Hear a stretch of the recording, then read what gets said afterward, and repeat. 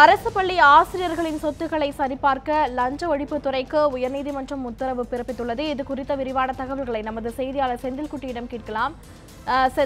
செந்தில்குட்டி, அரசு ஆசிரியர்களின் சொத்துக்களை சரிபார்க்க லஞ்ச ஒழிப்புத்துறைக்கு சென்னை உயர்நீதிமன்றம் உத்தரவு பிறப்பித்துள்ளது. இது குறித்த விரிவான தகவல்களை பதிவு செய்யலாம்.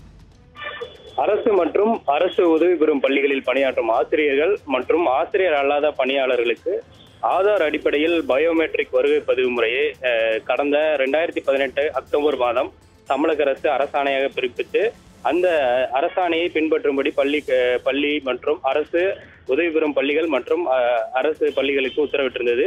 இந்த அரசாணையை ரத்து செய்ய கூறி நாகர்கோயிலை சேர்ந்த அண்ணாள் என்ற அரசு பள்ளி ஆசிரியர் சென்னை உயர்நீதிமன்றத்தில் வழக்கு தொடர்ந்திருந்தார். அவர் அந்த வழக்கில் ஆதார் விவரங்கள் பயோமெட்ரிக்காக பயன்படுத்தக்கூடாது, ஏனென்றால் இது தனிப்பட்ட ஒரு மனிதனின் உரிமைகளை பாதிக்கப்படும், அரசின் நலத்திட்டங்களுக்கு மட்டுமே இந்த ஆதார் விவரங்களை பயன்படுத்த வேண்டும் என்ற கோரிக்கை வைத்துதான் இந்த வழக்கானது தொடரப்பட்டிருந்தது. இந்த வழக்கானது நீதிபதி S.M. சுப்பிரமணியம் அமர்வில் விசாரணைக்கு எடுத்துக்கொள்ளப்பட்டு விசாரணை மேற்கொள்ளப்பட்டது. இந்த நிலையில் இந்த வழக்கில் முக்கியமாக பல்வேறு விஷயங்களை சுட்டிக்காட்டி இந்த வழக்கில் தீர்ப்பு வழங்கியிருக்கப்பட்டிருக்கிறது. இன்று இந்த அரசாணையை எதிர்த்த வழக்கை ஏற்கனவே நீதிபதிகள் வேறொரு அமர்வில் தள்ளுபடி செய்யப்பட்டிருப்பதாகவும், மாணவர்கள் மற்றும் ஆசிரியர்களின் வருகை பதிவு உறுதி செய்வதற்காகவே இந்த பயோமெட்ரிக் வருகை பதிவு நடைமுறையை கொண்டு வந்திருப்பதாக அரசு தரப்பிலும் இந்த வழக்கில் தெரிவிக்கப்பட்டிருந்தது. இதையடுத்து இந்த நீதிபதி இந்த வழக்கில் முக்கியமாக உத்தரவு பிறப்பித்தார். அதில் குறிப்பிட்டிருக்கக்கூடிய முக்கியமான விஷயம் என்னவென்றால், இவ்வாறு ஒரு வருகை பதிவை எதிர்த்து ஒரு ஆசிரியர் வழக்கு தொடர்கிறார் என்றால் அதை அந்த ஆசிரியர் மாணவர்களுக்கு எவ்வாறு ஒழுக்கத்தை கற்றுக் கொடுக்க முடியும் என்பதை இந்த வழக்கின் முதலிலேயே அவர் தெரிவித்திருக்கிறார் இந்த வழக்கின் தீர்ப்பில்.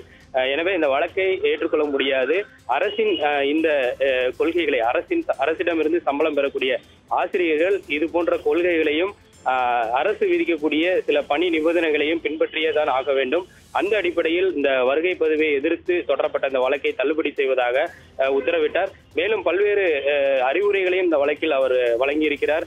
குறிப்பாக அரசு பள்ளி ஆசிரியர்கள் பெரும்பாலான நேரங்களில் பள்ளிக்கு வருவதில்லை என்று பொதுமக்கள் பல்வேறு தரப்பிலிருந்து புகார்கள் வந்ததன் காரணமாகவே தான் இந்த பயோமெட்ரிக் நடைமுறையை அரசு கொண்டு வந்திருப்பதாகவும், அது அந்த வாதங்களில் தெளிவாக தெரிகிறது, அரசு வைத்த வாதங்களில் தெரிகிறது என்பதையும் சுட்டிக்காட்டியிருக்கிறார். மேலும் இந்த அரசாணையை விரைந்து அமல்படுத்த வேண்டும் என்ற நீதிபதி உத்தரவும் பிறப்பித்திருக்கிறார்.